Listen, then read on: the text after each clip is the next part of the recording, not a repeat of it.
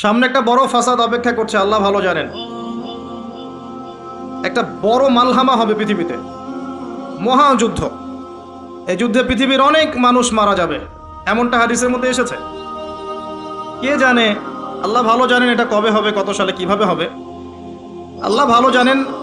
এমন হতেও পারে এটাই সেই পারমাণবিক যুদ্ধের সূচনা, আল্লাহু আলাম। কারণ তারা শুরু করেছিল প্যালেস্টাইনকে কেন্দ্র করে, সেখানে পারে নাই। সিরিয়াকে কেন্দ্র করে চেষ্টা করেছে একটা মহাযুদ্ধ লাগানোর, পারে নাই। সিরিয়াকে কেন্দ্র করে প্রায় হয়েই গিয়েছিল, এখানে অনেকগুলো দেশ ইনভলভ হয়ে গিয়েছিল, কিন্তু নিউক্লিয়ার যুদ্ধ পর্যন্ত যায়নি। কিছু মানুষ চাচ্ছে, একটা সভ্যতা চাচ্ছে যে পৃথিবীতে একটা মহাযুদ্ধ ঘটুক, এর ফলে পৃথিবীর ম্যাক্সিমাম মানুষ যেন মারা যায়, পরাশক্তিগুলো দমন হয়ে যায়, সে নতুন করে রাইজ করবে, সেই অপেক্ষায় বসে আছে। এবং তার নাম কি সেটা আপনারা আমার চেয়ে ভালো জানেন। প্রথম বিশ্বযুদ্ধের পরে একটা কান্ট্রি বিশ্বের রুলিং স্টেট হয়েছে, দ্বিতীয় বিশ্বযুদ্ধের পর আরেকটা কান্ট্রি বিশ্বের রুলিং স্টেট হয়েছে। এখন অন্য কোনো রাষ্ট্রকে যদি পৃথিবীর শাসন রাষ্ট্র হিসেবে আত্মপ্রকাশ করতে হয়, তাহলে বিশ্বে আরেকটা বড় যুদ্ধের দরকার আছে। জ্ঞানী মানুষ ইশারা বুঝবেন, তারা এই চেষ্টাই করছে। এভাবে বিশ্বের পরাশক্তিগুলোকে তারা লড়িয়ে দেওয়ার চেষ্টা করছে, এবং পিছন থেকে তারা দাবার গুটি চালছে, তারা সামনে আসবে না। এগুলো তারা বুঝবে যাদের দু চোখ আছে, খিদর আলাইহিস সালামের মতো। তারা বুঝবে না, লাহুম কুলুবুন লা ইয়াফকাহুনা বিহা ওয়া লাহুম আযানুন লা ইয়াসমাউনা বিহা ওয়া লাহুম আ'য়ুনুন লা ইউবসিরুনা বিহা উলাইকা কাল আনআম বাল হুম আদাল। এই শ্রেণীর মানুষ এগুলো বুঝবে না। তো পৃথিবীর প্রতিটা ক্ষেত্রে ফাসাদ মানুষ সৃষ্টি করেছে, আর মানুষের জন্য এই পৃথিবীর ক্ষতি অপেক্ষা করছে, পরকালীন ক্ষতি অপেক্ষা করছে। মানুষ বুঝতে পারছে না যে এর ফলে কি হতে পারে। মেডিসিন বন্ধ হয়ে যেতে পারে, পরিবেশের মধ্যে অক্সিজেনের লেভেল কমে যাবে, ফ্রেশ বাতাস পাবে না মানুষ, ফ্রেশ খাবার পাবে না, ইকোনমি পড়ে যাবে, তেলের দাম বেড়ে যাবে, প্রেশিয়াস জিনিস পাবেন না, নিত্য প্রয়োজনীয় জিনিসের দাম বেড়ে যাবে। এক নিউক্লিয়ার ওয়েপেন্সগুলো ওই জাপানের হিরোশিমা নাগাসাকির মতো নয়, এখনকারগুলো আরও অনেক শক্তিশালী। একটা বোমা একটা রাষ্ট্রকে উড়িয়ে দেওয়ার জন্য যথেষ্ট, মানুষ কঙ্কাল ছাই হয়ে যাবে, কিচ্ছু করতে পারবে না। আর যেসব রাষ্ট্রের এই ক্ষেপণাস্ত্র প্রতিরক্ষা ব্যবস্থা নাই, তাদের অবস্থা তো আরও অবস্থা খারাপ। কথা বুঝতে পারছেন না? ক্ষেপণাস্ত্র প্রতিরক্ষা ব্যবস্থা থাকে, কেউ যদি মিসাইল ছোড়ে সেটাকে আকাশেই ধ্বংস করা যায়। সেই প্রতিরক্ষা ব্যবস্থা যাদের নাই, তাদের কি অবস্থা হবে চিন্তা করতে পারে। এই মালহামায় মুসলিমরাও জড়িয়ে যাবে, কারণ বিশ্ব এখন একটা, যেটা আমরা বলি যে গ্রামের মতো, ভিলেজ, একটা ওয়ার্ল্ড ভিলেজ, বিশ্ব একটা গ্রামের মতো হয়ে গেছে এখন। একদিকে ঢিল পড়লে আরেকদিকে প্রভাব পড়বে, তাই পুরো বিশ্ব একটা পরিবারের মতো হয়ে গেছে। একদিকে সমস্যা সৃষ্টি হলে সমস্ত বিষয়ের দিকে ইফেক্ট হবে, প্রত্যেকটা রাষ্ট্র ইফেক্টেড হবে। তো কেউই আমরা ক্ষতি থেকে মুক্ত নই, না দুনিয়ার ক্ষতি না পরকালে। আর পরকালের ক্ষতি তো আপনারা আমার চেয়ে ভালো জানেন। মানুষের জন্য অপেক্ষা করছে পরকালের সওয়াল জবাব, কবরের আযাব, মিজান, পুলসিরাত, জান্নাত, জাহান্নাম। ইন্নাল ইনসানা লাফি খুসর। তারপরেও মনে হয় আমাদের চালচলন দেখলে যে ক্ষতি আমাদেরকে স্পর্শ করবে না। আমাদের ব্যাপারটা একটা এমন যে আরে অন্যদিকে কি হয় হোক, আমি তো ভালো আছি। আমাদের ভাগ্যেও ক্ষতি অপেক্ষা করছে, এটা সময়ের ব্যাপার মাত্র। এখনও যদি আমরা সচেতন না হই, নিজেদের ফিউচারের চিন্তা না করি, নিজেদের আমল, আকীদা, পরিবার, রিজিক এগুলোকে না গুছিয়ে নেই, তাহলে সমস্যা আছে। আমরা কি সমস্যায় পড়তে চাই? আল্লাহ পাক আমাদের সবার আকীদাকে পরিশুদ্ধ করুন, আমিন। বেশি থেকে বেশি নেক আমল করার তৌফিক দান করুন, আমিন। আমাদের পরিবারগুলোকে আল্লাহ পাক জান্নাতি পরিবার রূপে কবুল করে নিন, আমিন। সবাইকে আল্লাহ পাক হালাল রিজিকের ব্যবস্থা করে দিন। দিন ইসলামকে প্রতিষ্ঠা করার তৌফিক আল্লাহ পাক আমাদেরকে দান করুন। এবার আসেন, আল্লাহ চারটা কাজের কথা বলেছেন এই সূরার মধ্যে। ইল্লাল্লাযীনা আমানু ওয়া আমিলুস সলিহাত ওয়া তাওয়াসাউ বিল হক ওয়া তাওয়াসাউ বিস সাবর। এই চারটা কাজ যে মুমিনরা করতে পারবে, মুসলিমরা করতে পারবে, আল্লাহ পাক তাদেরকে ফিতনা থেকে বাঁচিয়ে রাখবেন ইনশাআল্লাহ তাআলা। এক নম্বর কাজ ঈমান। ঈমানের পিলার কয়টা? কয়টা? তিনটা? ছয়টা? কয়টা? ইসলামের পিলার পাঁচটা, ঈমানের পিলার কয়টা? ছয়টা।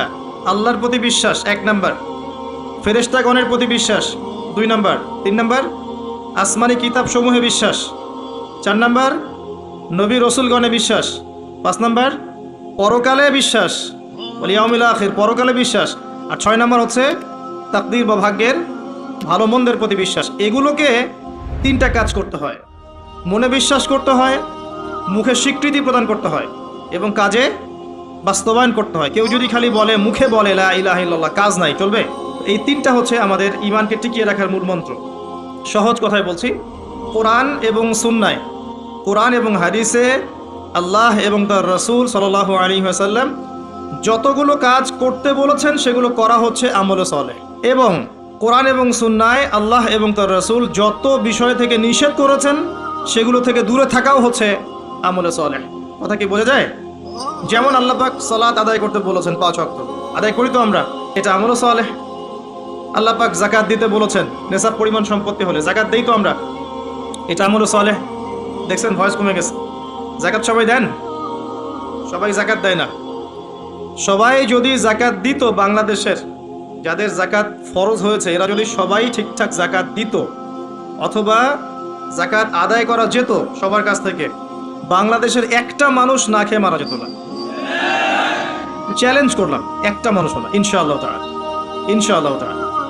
এবং ওই চায়না রাশিয়া যে বড় বড় প্রকল্পগুলো করে, ওর চেয়ে বড় প্রকল্প আমরা করতে পারতাম ইনশাআল্লাহ। আমাদের সম্পদের অভাব হতো না। আমরাই তো যাকাত দেই না, আমরাই তো ট্যাক্স দেই না, কর দেই না, আমরাই তো ফাঁকিবাজি করি, দুর্নীতি করি, আমরাই আমাদের সম্পদ লুটে পুটে খাই। তখন গিয়ে বাইরের বিশ্বের কাছে আমাদেরকে লোন নিয়ে আসতে হয়, ওয়ার্ল্ড ব্যাংকের কাছে, IMF এর কাছে। আবার সেই লোন শোধ করতে হয় চড়া সুদে। ওই সুদ আপনার পকেট থেকে যায়, আমার পকেট থেকেই যায়। দাড়ি টুপি রেখে ভাবছেন যে সুদ খান না? সবাই সুদ খাই। কে বলেছে সুদ খান না আপনি? ওয়ার্ল্ড অ্যাফেয়ার্স বোঝেন না তাই? আমরা যদি সবাই যাকাত দিতে পারতাম, এই চায়না, রাশিয়া, আমেরিকার দাঁড়ানোর ক্ষমতা ছিল না আমাদের সামনে। বিকজ আমরা আমাদের যাকাত দেইনি, আমরা আমাদের অর্থনীতিকে সমৃদ্ধ করার চেষ্টা করি নাই। একটা জাতির অর্থনীতি একটা বেসিক জিনিস। ইকোনমিক সেক্টর যদি ডেভেলপ না হয়, আপনি যতই তাকবীর মারেন, নারায়ে তাকবীর, আল্লাহু আকবার, কিছু করতে পারবেন না।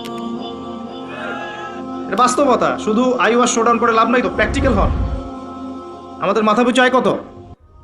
জীবনযাত্রার মান কেমন? অনেক কষ্ট করা হয় এই সেক্টরে। এখন একটা লেভেলে এসেছে, এটা সত্য কথা, যে এখন এই সময় একটা লেভেলে এসেছে যে জীবনযাত্রার মান কিছুটা উন্নত হয়েছে, এটা সত্য কথা, আগের চেয়ে উন্নত হয়েছে। কিন্তু অনেক সেক্টর পড়ে আছে যেখানে আমরা কিছু করতে পারছি না। যেমন প্রযুক্তি খাত, সমরাস্ত্র ক্ষেত্র, অস্ত্রশস্ত্র, মিলিটারি সায়েন্স, অনেক ক্ষেত্র আছে যেখানে আমরা ওদের মতো করতে পারিনি। কারণ আমাদের ইকোনমিক বেসটা দুর্বল। আমাদেরকে ওদের সুদ নিতে হচ্ছে, ওদের কাছ থেকে দান নিতে হচ্ছে, এবং ওরা শুধু এমনি এমনি আমাদেরকে হেল্প করতে চায় না। ওরা ওদের স্বার্থ বজায় রেখেই আমাদেরকে হেল্প করতে চায়। যে উপকার করতে চায়, টাকার ঝুলি নিয়ে, বাস্কেট অফ মানি নিয়ে সামনে আসে, এমনি এমনি আসে না। ওরা ওদের স্বার্থ বুঝে শুনে এটা করতে চায়। চোরা সুদ নিবে তারা, এবং এগুলো সুদ দিতে দিতে আমাদের অবস্থা খারাপ হয়ে যায়। যাকাত দেন প্রিয় ভাইরা, যাকাত দেন। যাকাত আপনার ইকোনমিক সেকশনটাকে সাম্য অবস্থায় নিয়ে আসবে। এবং যাদেরকে আল্লাহ পাক কিছু ক্ষমতা দিয়েছেন, তাদের উচিত, আমি সম্মানের সাথে বলবো, তাদের উচিত যে নিসাব পরিমাণ সম্পদ যাদের হয়েছে, মুসলিমদের অ্যাটলিস্ট, এটা তো অমুসলিমদের সাথে সম্পর্কিত না, মুসলিমদের নিসাব পরিমাণ সম্পদ যাদের হয়েছে, এই যাকাতটাকে সুষ্ঠুভাবে আদায় করার একটা সিস্টেম চালু করেন। প্রতিটা জিনিস আল্লাহ পাক এই বাংলাদেশকে উজাড় করে দিয়েছেন। ভালো করে চিন্তা, সমুদ্র আছে আপনার, নদী আছে আপনার সবুজ শ্যামল মাঠ দিয়ে ভর্তি, আপনার ধান, গম, পাট, কত কি যে হচ্ছে বাংলাদেশে, অবাক করা বিষয়। এই দেশের মাটিতে অনেক বড় বড় আল্লাহর ওলিরা এসেছিলেন, জানেন? অনেক বড় বড় দোয়া করেছেন তারা দেশের জন্য, এই জায়গার জন্য। জায়গাটা এমনি এমনি তো সুজলা সুফলা হয়নি। আল্লাহর বান্দারা যখন এখানে তাওহীদে থাকবে, সুন্নতে থাকবে, ইসলামে থাকবে, আল্লাহ আসমান জমিনের বরকতের দরজা খুলে দেবেন ইনশাআল্লাহ। এখন পর্যন্ত এখানে বহু বরেণ্য ওলামা কেরাম আছেন। আল্লাহকে সেজদা করা মানুষের অভাব নাই। মানুষ 5 ওয়াক্ত নামাজ পড়ে, মানুষের মধ্যে ইসলামের প্রেম আছে, মহব্বত আছে। রমজান মাসে তারা আরও বেশি মুসল্লি হয়ে যায়। অনেক দুর্বলতা আছে, কিন্তু আমাদের দেশের মানুষ ইসলামকে ভালোবাসে না? কোরআনকে ভালোবাসে। আল্লাহ পাক রহমতের প্রতিটা দরজা খুলে দিয়েছেন দেশের জন্য। মাটি উর্বর, আপনার সাগর আছে, গ্যাস পাওয়া যাচ্ছে, কয়দিন পর তেল পাওয়া যাবে, আর অনেক কিছুই পাওয়া যাবে। যদি আমরা আমাদের ক্ষেত্রে সৎ হতাম, আমরা আমাদের সম্পদ কাজে লাগাতে পারতাম, যাকাত নিতাম ঠিকঠাক মতো, কেউ দুর্নীতি করতাম না, কোনো দেশের কাছে লোন নেওয়ার কোনো প্রয়োজন ছিল না আমাদের। প্রতিটা ক্ষেত্রে আমরা উন্নতি করতে পারবো যদি আপনি সালাতে আসেন, যাকাতে আসেন, ইসলামে আসেন, কোরআন সুন্নায় আসেন। কি বলছিলাম? ইমানের 6 পিলারে 3টা কাজ: মনে বিশ্বাস, মৌখিক স্বীকৃতি, কাজে বাস্তবায়ন, তারপরে আমল সালেহ। প্রতিটা কাজ যা আল্লাহ এবং তার রাসূল করতে বলেছেন করলেই আমল সালেহ। যেমন নামাজ আমল সালেহ, যাকাত আমলও সলে। আপনি সামর্থ্য হলে হজ করবেন, আমলও সলে। ওমরা করবেন, আমলও সলে। রমজান মাস আসছে সামনে, রমজানে 30টা রোজা রাখবেন, তারাবির সালাত করবেন, কোরআন খতম দিবেন, সব কি আমলে সলেহ। আমরা দোয়া করি আল্লাহ পাক যেন আমাদের সবাইকে রমজানে পৌঁছে দেন এবং বেশি থেকে বেশি রমজানে আমল করিয়ে গুনাহ মাফ করানো তৌফিক আল্লাহ পাক আমাদেরকে দান করেন।